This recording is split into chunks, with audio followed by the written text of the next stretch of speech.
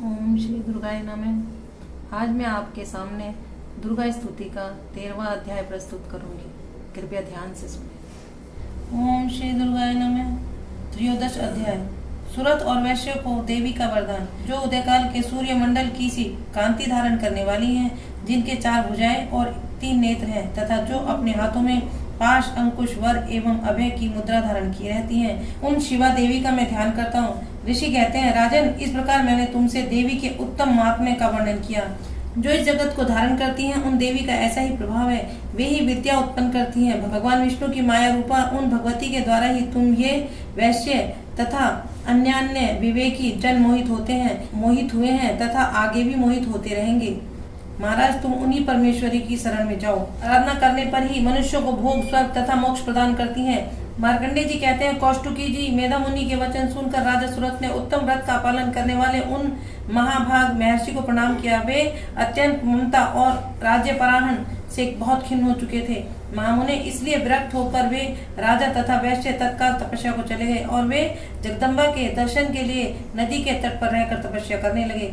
वे वैश्य उत्तम देवी सूक्त का जप करते हुए तपस्या में प्रवृत्त हुए। वे दोनों नदी के तट पर देवी की मिट्टी की मूर्ति बनाकर पुष्प, धूप और हवन आदि के द्वारा उनकी आराधना करने लगे। उन्होंने पहले तो आहार को धीरे धीरे कम किया, फिर बिल्कुल निराहार रहकर देवी में ही मन लगाए एकाग्रता पूर्वक उनका चिंतन आरंभ किया। वे दोनों अपने शरीर के रक्त से प्रेक्षित बलि देते हुए लगातार 3 वर्ष तक संयम पूर्वक आराधना करते रहे।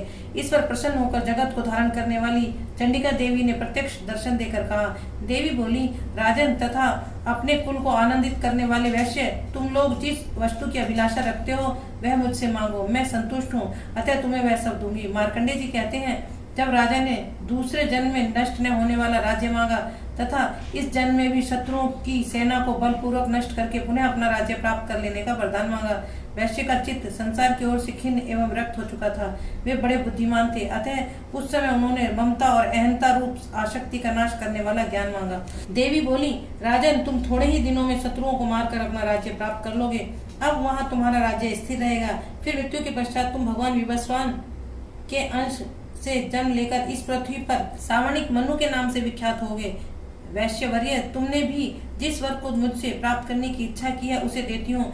तुम्हें मोक्ष के लिए ज्ञान प्राप्त होगा। मार्कंडे जी कहते हैं, इस प्रकार उन दोनों को मनोवांछित वरदान देकर तथा उनके द्वारा भक्ति पूर्वक अपनी स्तुति सुनकर देवी अंबिका तत्काल अंतर्ध्यान हो गई। इस तरह देवी से वरदान पाकर क्षत्रियों में श्रेष्ठ सुरत सूर्य से जन्म ले सावर्णी नामक मनु होंगे। इस प्रकार श्री मार्कंडे पुराण में सावर्णी मनवंतर की कथा के अंतर्गत देवी महात्म्य में सुरत और वैश्य को वरदान नामक 13वां अध्याय पूरा हुआ। बोलो सांचे दरबार की जय, बोलो सतिया जोता वाली माता तेरी सदा ही जय जयकार।